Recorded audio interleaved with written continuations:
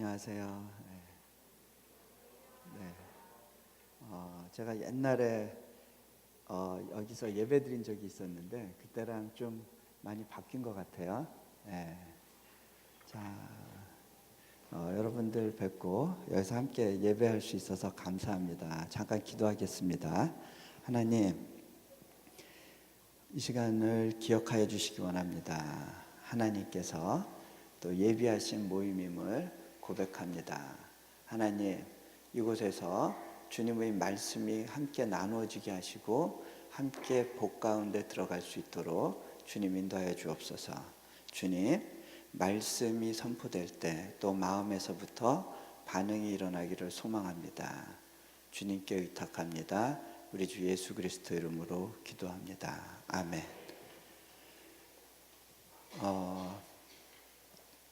실은 제가 정동교회는 굉장히 익숙합니다. 여러분들은 어떠신지 모르겠지만 제가 그때 공동학군으로 그때 배재고등학교를 다니게 됐어요. 그래서 제가 99회 입학생이고요. 101회 졸업생입니다. 제가 여기서 1년 있다가 이제 학교가 강동구로 이사를 갔는데 그 1년의 시간이 저에게 굉장히 좋은 추억으로 남아 있습니다.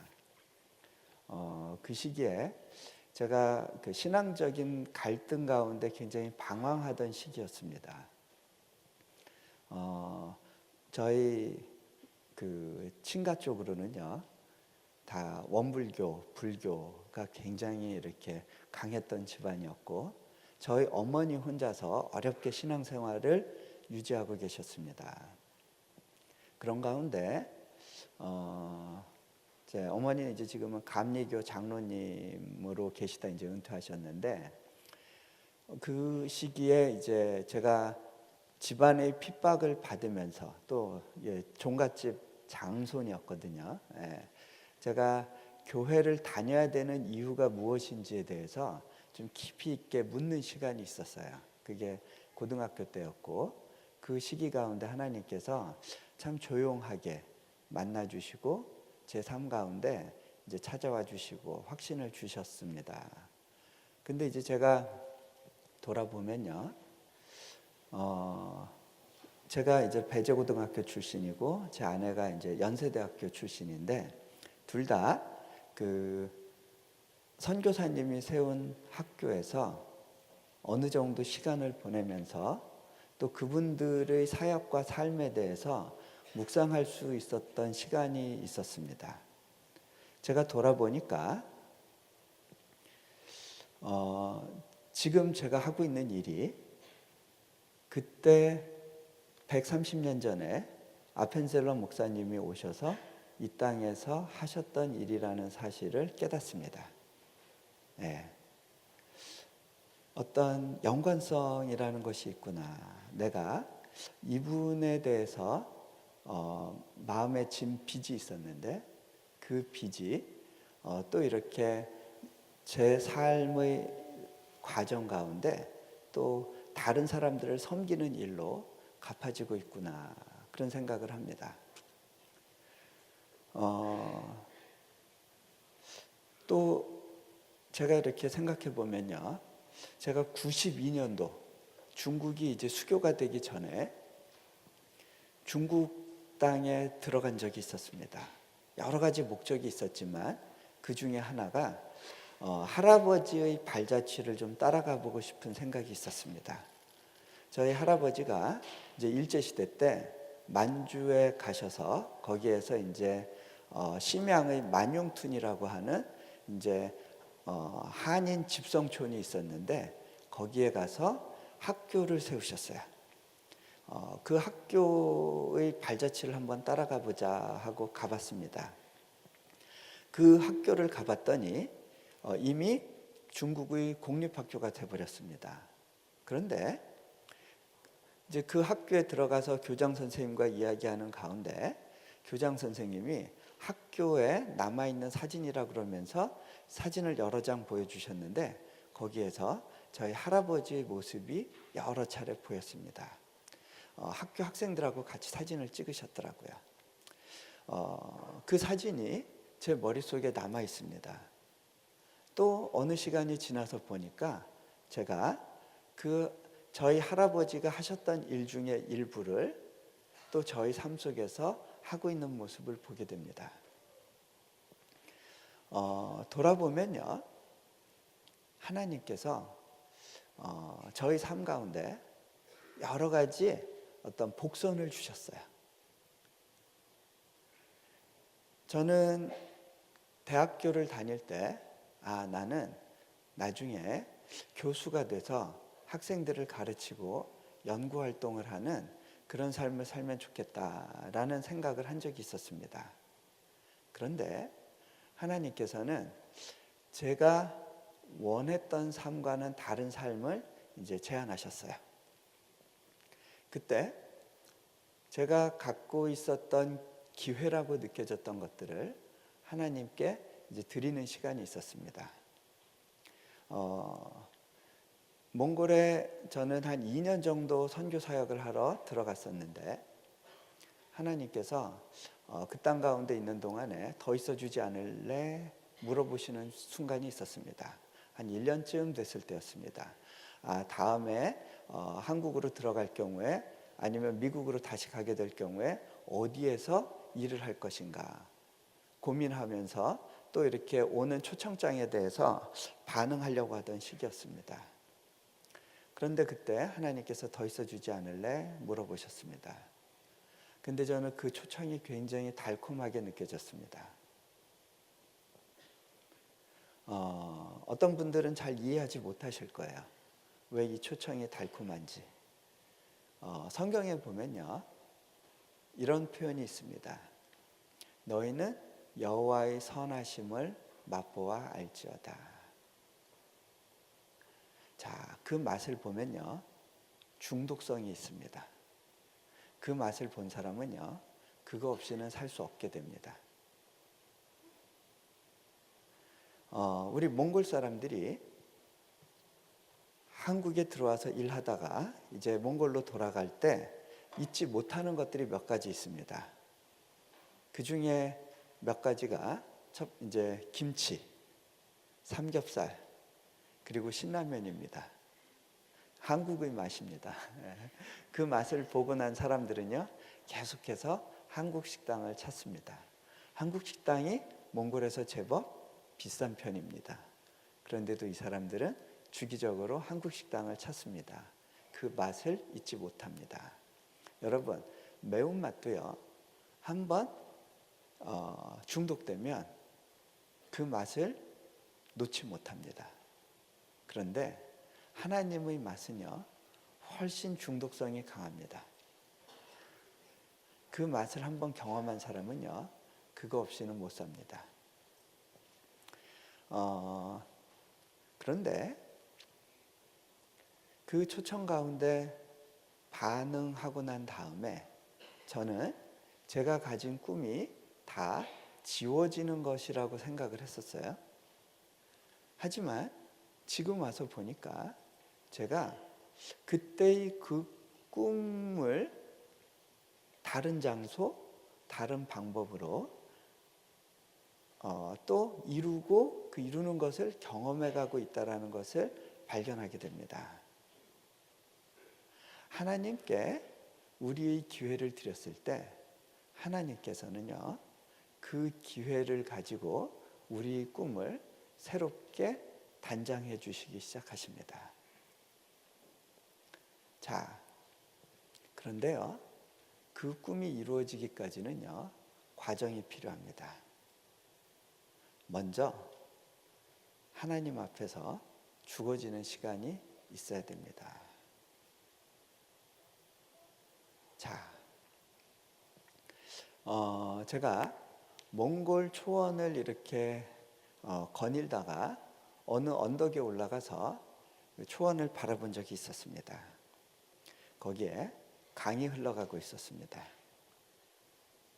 강이 꾸불꾸불 흘러가는 것을 보니까 이거는 방향이 없이 그냥 무작정 어디론가 그냥 마음 내키는 대로 강이 흘러가고 있는 것 같다라고 느껴졌어요. 그런데 그 강을 자세히 보니까 이 강이 목적 없이 흘러가는 것이 아니라는 것을 새삼 발견하게 됩니다. 자, 제가 그 강을 봤을 때요, 마치 제 삶을 보는 것 같았습니다. 제가 한국에서, 미국에서 살던 삶은요, 직선 코스의 삶이었습니다.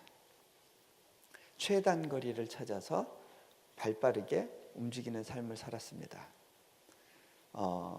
제가 나름대로는 그 남들이 가고 싶다고 하는 명문대학교를 계속해서 졸업을 했습니다. 그렇다면 저라고 하는 사람은 이제 어떤 성향이 있는지를 좀 이해하실 수 있을 겁니다. 직선 코스, 최단 거리, 미리미리 준비하고 또 정해진 길을 따라가는 것에 익숙한 삶을 살던 사람입니다. 그런데 하나님께서 제 삶의 방식을 전적으로 바꿀 것을 요구하셨습니다. 몽골에 들어가서의 삶은요, 곡선 코스였습니다.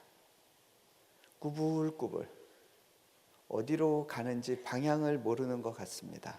그런데 그 방향이 하나를 향하여 가고 있다는 사실을 알게 됐어요.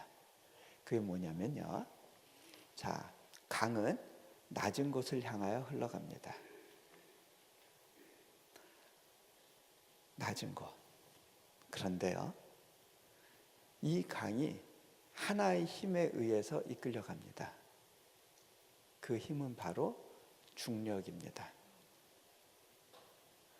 여러분, 하나님에 이끌려서 아래로 내려가는 힘은요, 아래로 내려가는 삶은요, 하나의 영향력이 생깁니다. 한 번은 제가 인도네시아에서 어느 폭포를 보게 됐는데 그 폭포는 수량은 그렇게 많지 않았어요. 그런데 물보라가 굉장히 많이 치면서 엄청난 소리를 냈습니다. 그 이유는 무엇이었냐면 낙차가 컸기 때문입니다. 떨어지는 곳이 아주 미치니까 어마어마한 에너지가 발생하더라고요. 여러분, 이 세상에서는요, 두 종류의 삶이 가능합니다. 끊임없이 주변으로부터 에너지를 흡수하는 삶입니다. 그리고 끊임없이 주변으로 에너지를 방출하는 삶입니다. 우리가 누리고 싶은 것의 일부를 포기할 때 에너지가 생깁니다. 한 예를 들어볼까요? 여러분이 차를 필요로 하게 됐어요. 그래서 차를 하나 구입을 해야 되는데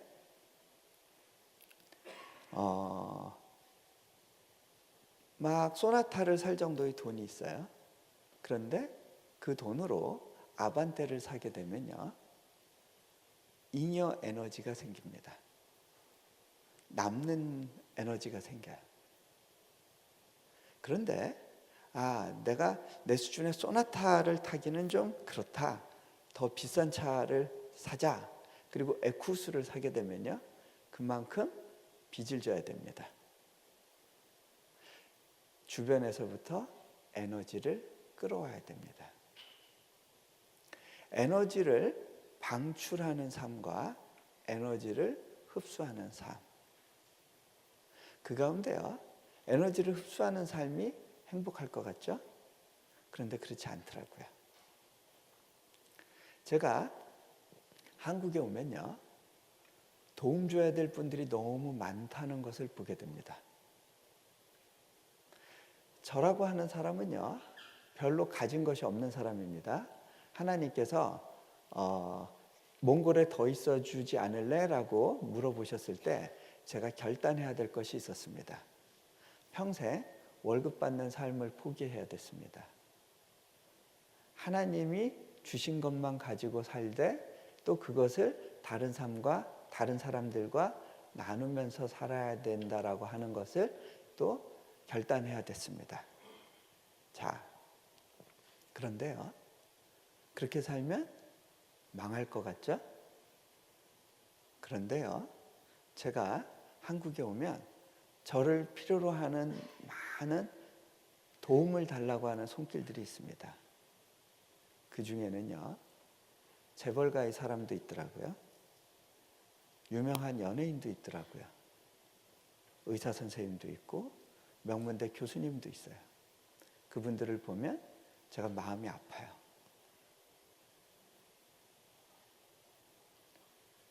여러분, 누가 더 부유하겠어요?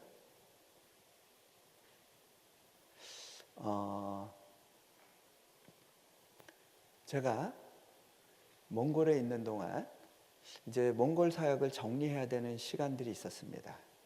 그때 이제 며칠 휴가를 내서 흡수굴이라고 하는 호숫가를 찾았습니다. 굉장히 추운 지역입니다. 근데 새벽에 일어나서 그 호숫가를 이제 산책하는 시간이 있었습니다. 5월이었는데도 호수가 아직 얼어 있었어요. 저벅저벅 걸어가고 있었습니다. 그런데 그때 한 강아지 한 마리가 눈에 띄었는데, 이 강아지가 뭐 쫙 벌리고 하품하고 기지개 하고 그러다가 등을 땅에 대고 뒹굴뒹굴 하면서 너무 심심한 표정으로 저를 바라봤습니다. 저는 그냥 강아지하고 잠깐 인사하고 그리고 제 갈 길을 걸었습니다. 그랬는데요, 이 강아지가 저를 쫓아오기 시작합니다. 한동안을 걸었어요. 그러다가 어느 한 곳에서 멈춰서 사진을 찍기 시작했습니다. 그러자 이 강아지가 걷던 걸음을 멈추고 멀찍이 물러서서 저를 관찰합니다. 그러다가 제가 움직이면 다시 따라 걷습니다. 앞서거니 뒤서거니. 그날 2시간 반이라는 시간을 이 강아지가 저를 따라다녔어요. 자, 먹을 것을 줘서 따라다닌 것이 아닙니다. 제가 목을 묶어가지고 나 따라와 하고 끌고 갔으면, 아니면 먹을 것을 줘서 꼬셨으면 이 녀석이 그렇게 오랜 시간을 같이 걷지 않았을 겁니다. 자, 그 친구와 이렇게 걸으면서 많은 에피소드가 있었어요. 제가 돌아보면서 생각을 합니다. 아하, 어쩌면 이것이 하나님이 내게 하라고 하시는 사역인지 모르겠다. 이것이 하나님께서 나에게 원하시는 선교일지 모르겠다. 그런 생각을 했습니다. 왠지 아세요? 자,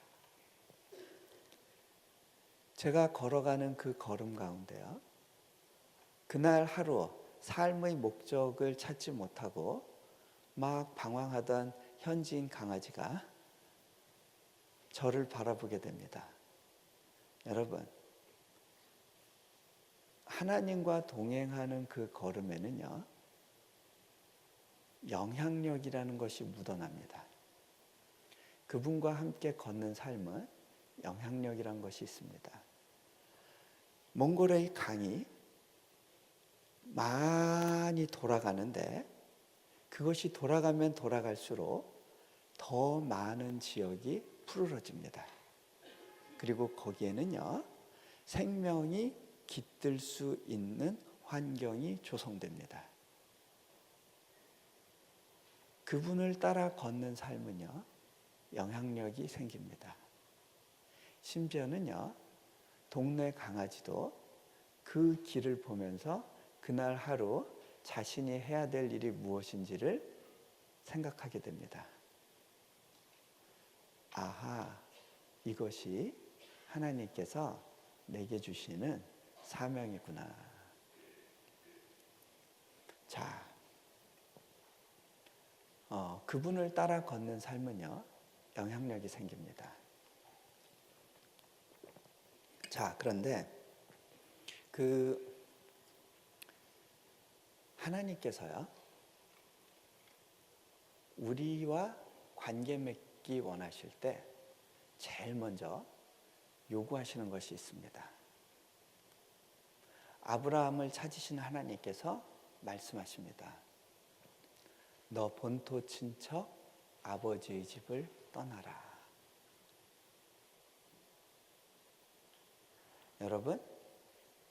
여러분이 하나님을 누리기 원하세요?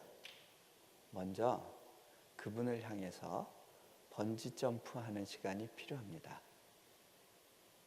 자, 오늘 말씀에 나의 사랑 나의 어여쁜 자야 일어나 함께 가자라고 하셨을 때 일어나 함께 가기 위해서 우리가 결정해야 되는 부분이 있습니다. 하나님께서 우리를 창조하신 근본 목적은 그분과 온전히 연합하도록 부르셨기 때문입니다. 하나님은 천사와 연합하지 않으십니다. 동물들과 연합하지 않으십니다. 오직 사람에게만 인격을 주셨고 그 인격을 준 그 존재와 연합하길 원하시는데 성경의 수많은 비유 가운데 가장 강력하게 우리와 하나님의 관계를 설명하는 비유가 바로 아버지와 아들의 비유, 신랑과 신부의 비유입니다. 남남이었던 사람들이 한 가족의 일원으로 들어가는 방법으로 하나님께서는요, 우리와 하나님의 관계를 설명하십니다. 자, 우리는 관계를 위해서 지음받았습니다.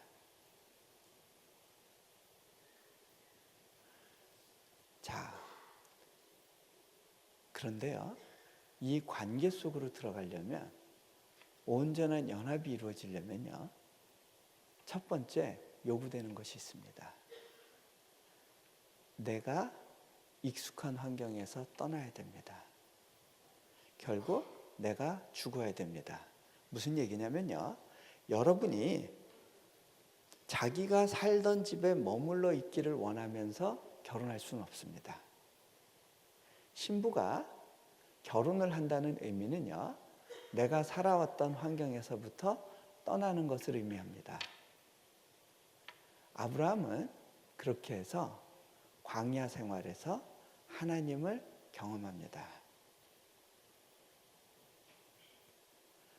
관계가 끊어진 곳, 내가 익숙하지 않은 상황, 그곳이 여러분의 광야입니다.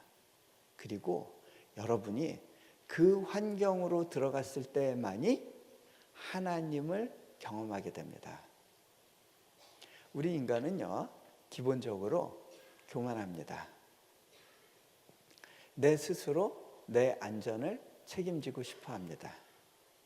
그런데 광야는 내가 나를 책임질 수 없는 환경입니다.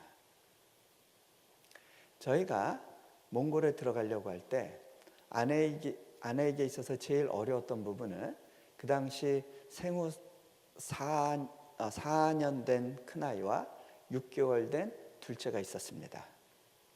얘들을 데리고 몽골에 들어가려고 하니까 의료 환경이 걱정이 됐습니다. 몽골의 의료 환경이 많이 어려웠습니다. 아내가 기도했습니다. 하나님, 어떡하죠? 하나님이 이런 말씀을 주십니다. 너 한국에 있으면 행복할 것 같니? 그리고 안전할 것 같니? 너 미국에 있다고 안전할 것 같니? 몽골에 있다고 안전하지 않은 것이 아니야. 내가 너와 함께하는가가 중요하단다. 그 말씀을 듣고 확신을 얻고 몽골에 갔었습니다. 아이들이 아팠을까요? 안 아팠을까요? 네, 아이들은 계속 아픕니다. 네, 아파야 될 이유가 있어요. 그래야 강해지거든요. 자, 근데 아팠을 때 기도해주면 하나님께서 이렇게 치유해 주시는 경험들을 많이 하게 됩니다. 자, 그런데 그러다가 미국으로 잠시 나왔습니다. 안식년. 아이들이 아픕니다. 제가 어떻게 했을까요? 여보, 빨리 애들 병원 데려가요. 병원 데려가는 것이 더 편한 방법이었어요. 왠지 아세요? 그것이 돈은 들어도요, 내가 결과에 대해서 예측할 수 있거든요. 내가 스스로 처리할 수 있는 것에서 사람은 더 편안함을 느끼게 되어 있더라고요. 우리는 기본적으로 교만한 존재입니다. 떠나지 않고서는, 익숙하지 않은 광야로 들어가지 않고서는요, 하나님을 찾지 않습니다. 자, 하나님께서는요, 우리를 그 땅으로 불러내십니다. 왜? 하나님을 특별하게 만나도록 하시기 위해서. 우리가 하나님을 택하고 중요한 결정이 있을 때 하나님 원하시는 방향으로 결정하지 못하는 이유가 있습니다. 그 이유는요, 하나님을 경험해 본 적이 없기 때문입니다. 많은 사람들이 착각을 합니다. 교회 안에 머물러 있다고요, 하나님을 경험한 것이 아닐 수 있습니다. 실은요, 전통적인 교회일수록요, 하나님을 경험하기가 훨씬 어려운 것을 보게 됩니다. 여러분, 제가 전 세계 부흥의 현장을 다녀봤는데 공통점이 있습니다. 얼마 후에 그곳에서 하나님을 경험했던 그 은혜들이 굳어지게 됩니다. 그리고 그것이 제도로 남습니다. 그것이 프라이드로 남습니다. 그리고 나서는요, 얼마 있다가 화석화됩니다. 초대교회가 있었던 곳 다 이슬람이 지배하고 있습니다. 카나다와 미국과 영국에 은혜가 있었던 지역들 찾아가 보면요, 다 화석화되어 있습니다. 술집으로 팔려갑니다.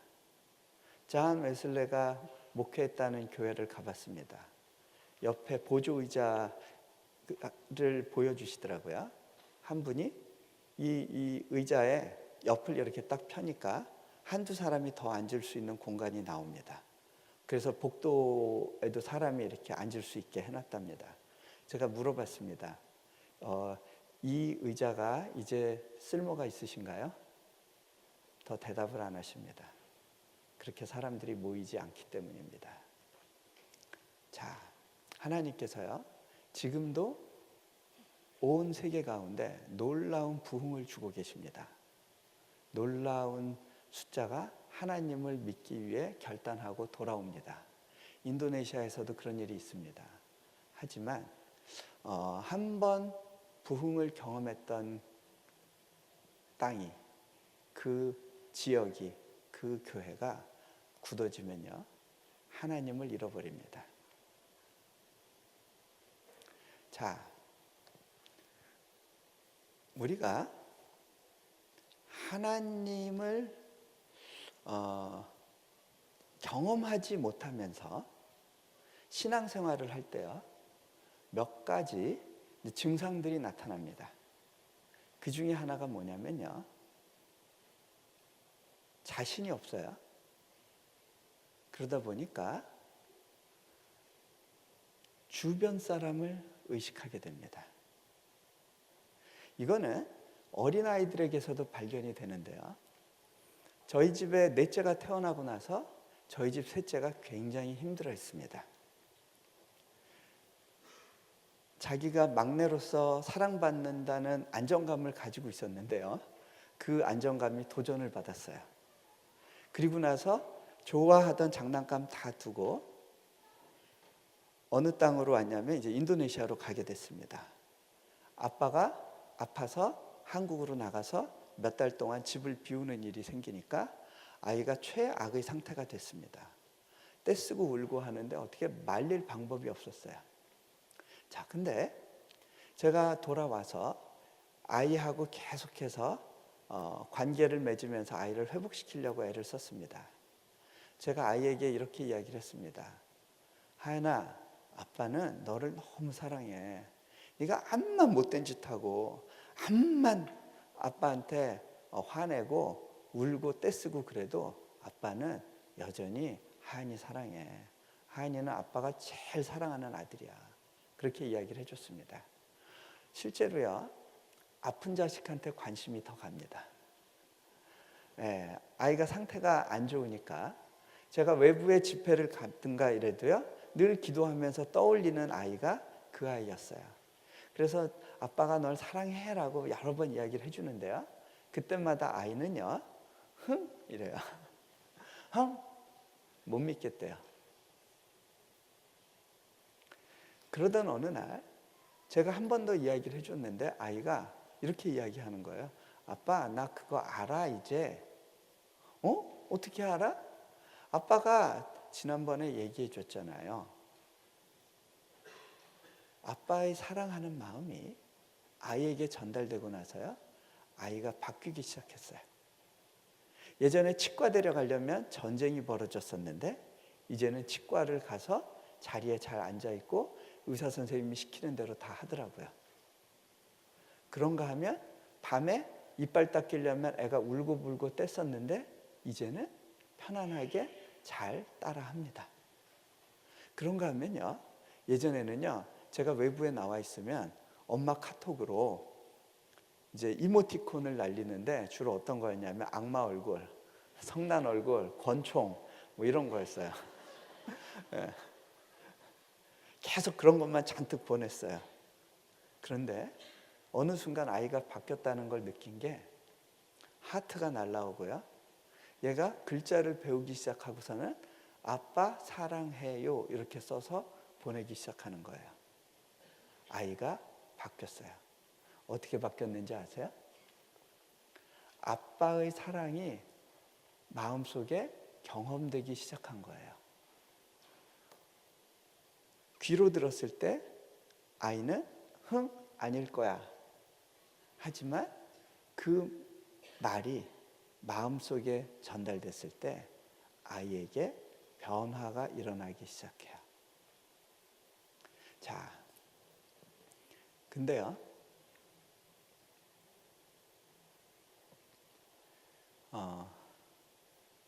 많이 피곤하시죠? 네, 그래도 저는 제 갈 길 갑니다. 네, 제가 또 올 날이 없을 것 같아서요. 네, 자, 근데요,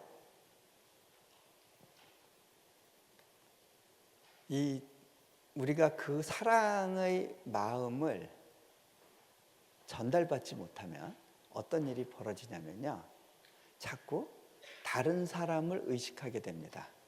그렇죠?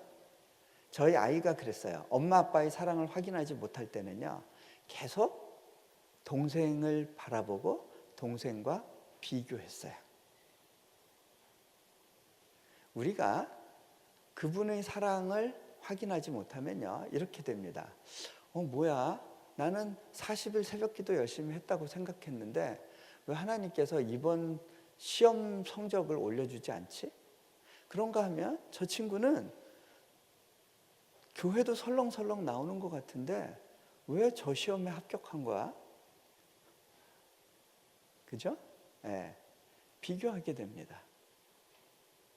자, 그런가 하면요, 자꾸 남 이야기를 하게 됩니다. 가십이라고 그러죠. 네. 계속 남 이야기를 합니다. 남은 이렇고 저 사람은 저렇고 저 사람은 장로인데도 여전히 저 모양이고 뭐 이런 이야기를 합니다. 그렇죠? 네.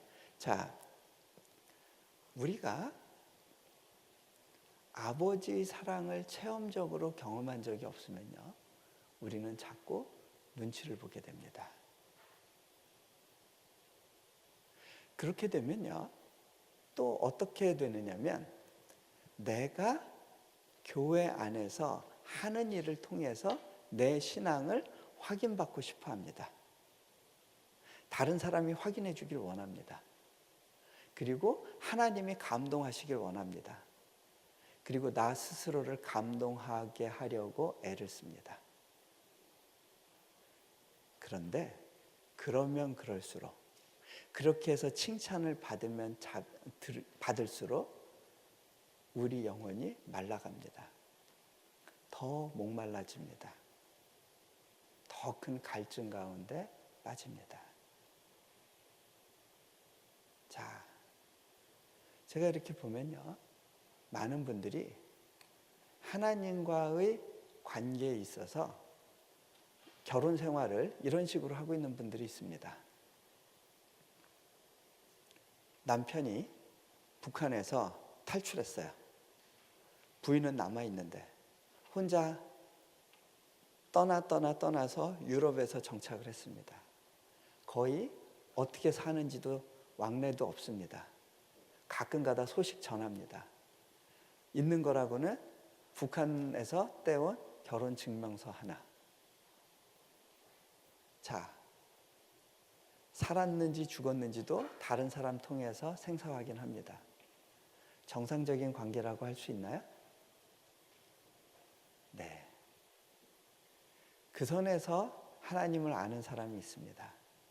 자, 성경에서요, 너희는 힘써 여호와를 알라 할 때 그 알다는 어떤 표현이냐면 야다라는 단어를 씁니다. 그거는 남편이 아내를 아는 것 같이 아는, 경험적으로 아는 알미입니다. 자, 제가 한 가지 물어볼게요. 여러분, 박근혜 대통령이 살아계신 거 믿어요? 여러분 그분을 알아요? 자, 그런데 그분도 여러분을 아나요? 그걸 안다라고 증명하려면 어떻게 해야 돼요? 청와대에 전화했을 때 아는 번호네 하고 전화를 받으면, 그러면 관계가 성립하는 겁니다. 저 누군데요 하면 바꿔줄 수 있으면 서로 아는 겁니다. 그죠? 네. 저희 딸아이가 요즘 K-팝 스타들에 대해서 관심이 많은데 저한테 막 사진들을 보여주고 할 때, 아빠가 이 사람 아는데, 아빠가 어떻게 아냐요? 아빠는 이 사람하고 카톡도 해. 그러니까 깜짝 놀래요. 아빠가 어떻게 카톡을 하냐요? 보여줬어요. 아빠, 그럼 지금 한번 카톡 해봐요. 카톡해서 거기서 답이 오면 아빠가 아는 걸로 인정해 주겠다는 거예요. 자, 근데요, 하나님이 여러분을 아는 관계는 이 정도 관계가 아니에요. 여러분이 하나님을 아는 관계도 이 정도 관계면 안 돼요. 기도했는데 어느 날 응답해 주시더라.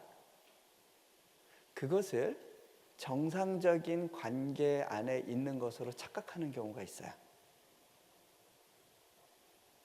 자, 우리 제가 몽골에 있었을 때 몽골에서 예배가 있었어요. 예배 가운데 그때 굉장히 많은 자매들이 떼굴떼굴 구르면서 이제 통곡하는 일이 생겼어요.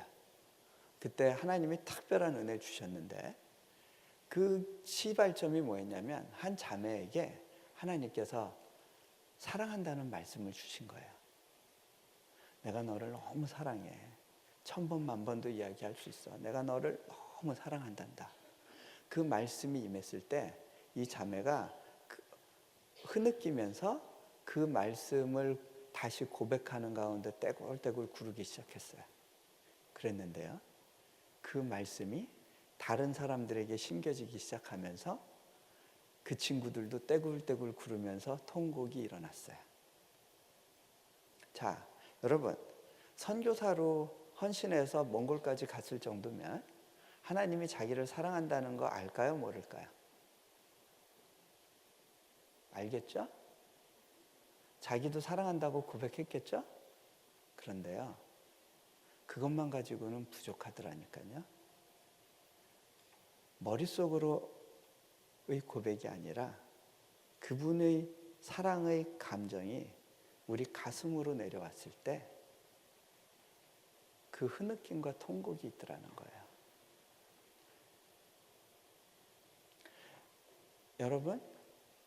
여러분은 남편하고 떨어져 지내면서 가끔 가다가 그냥 전화 통화하는 정도의 삶에 만족하시겠어요?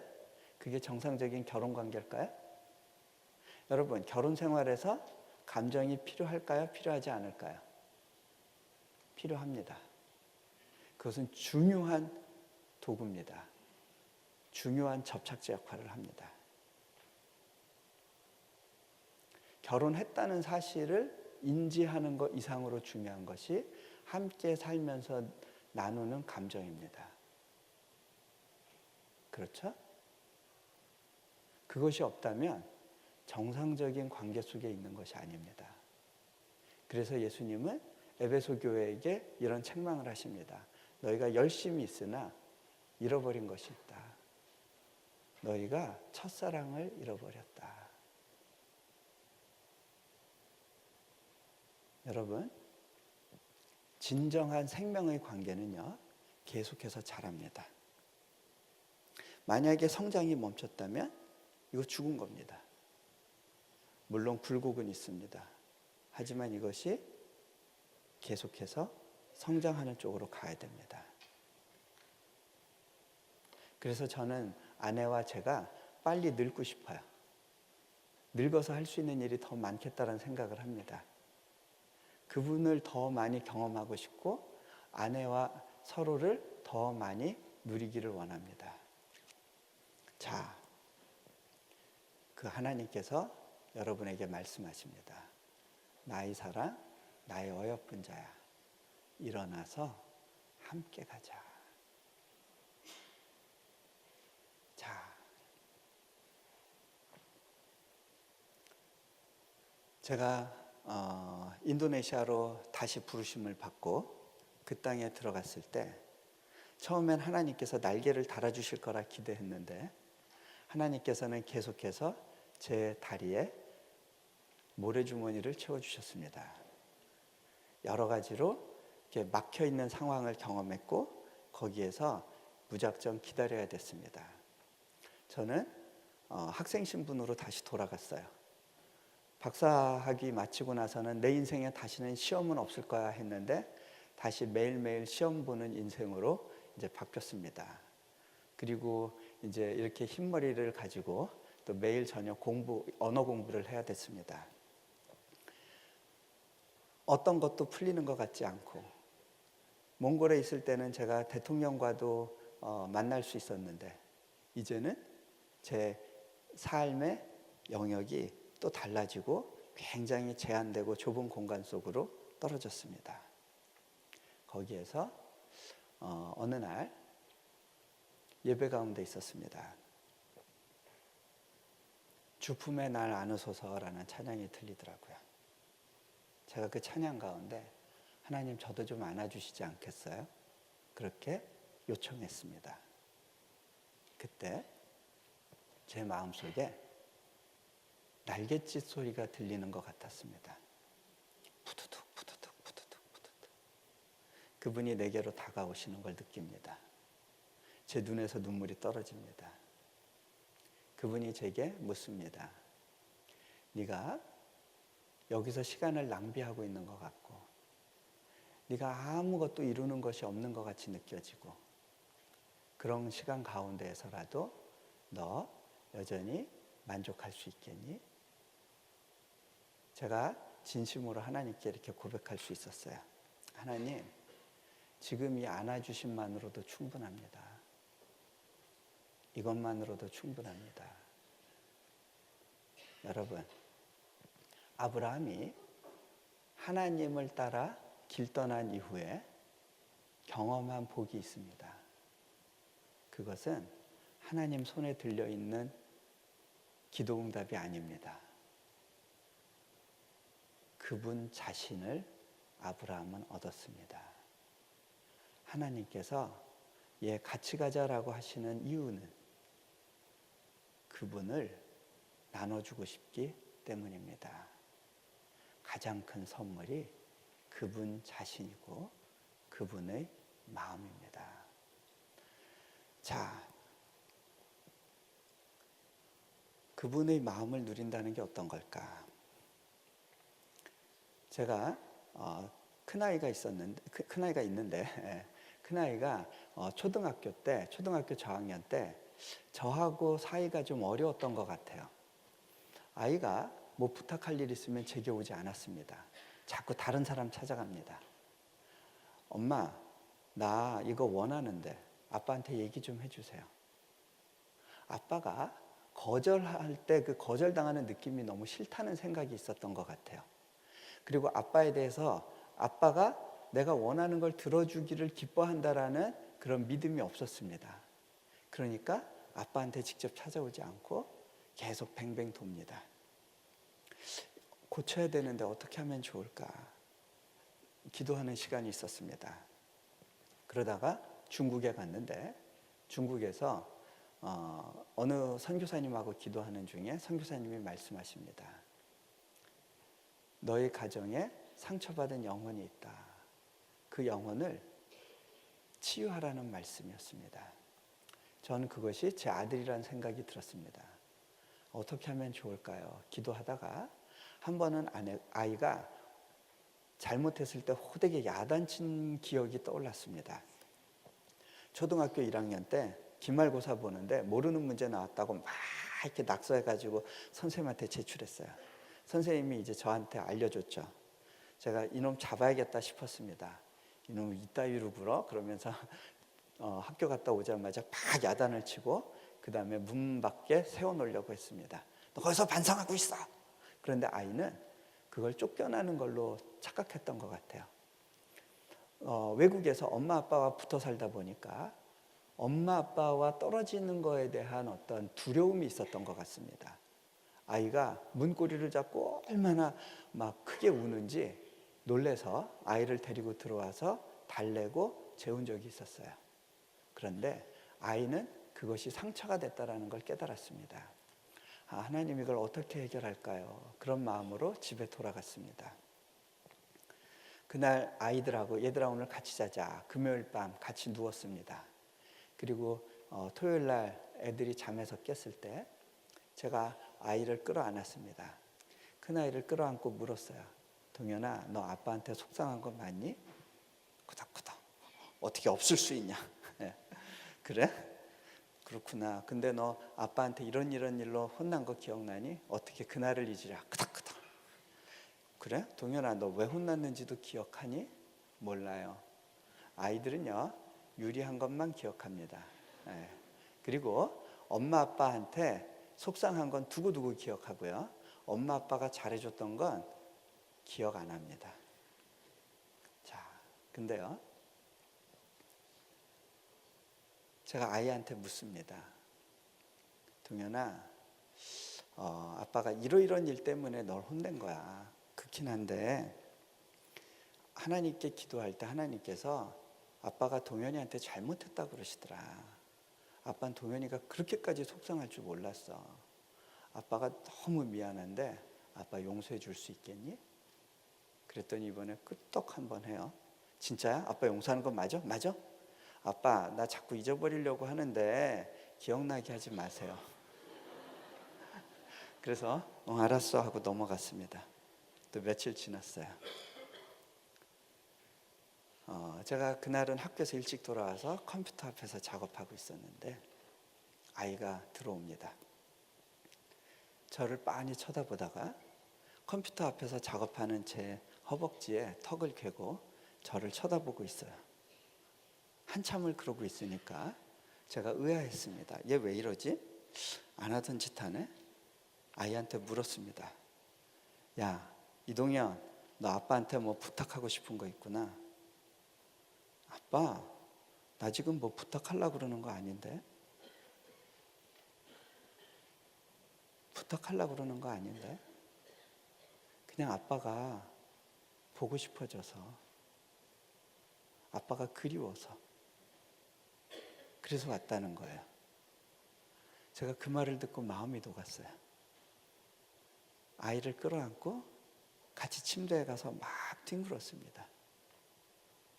그리고 며칠이 지났습니다. 학교에서 어려운 문제로 씨름하다가 이제 예배 가운데 있었습니다. 직원 예배 중에 하나님께 좀 이렇게 한숨이 나왔어요. 어쩌자고 계속 이렇게 어렵게만 하시나요? 그때 문득 제 아들 생각이 났습니다. 제가 이렇게 고백했습니다. 바닥에 드러놓았어요. 남들이 보든 말든 드러넣어서 아빠, 나 지금은요 아빠한테 뭐 부탁하려고 그러는 거 아니고요. 그냥 아빠가 보고 싶어요. 아빠가 그리워요. 그때 제가 아들을 안고 기뻐했던 그 마음으로 그분이 저를 찾아주신다는 걸 경험할 수 있었습니다. 여러분은 그분을 믿는 대가 때문에 주시고자 하시는 그 축복을 들고 있는 그 손을 바라보고 계시나요?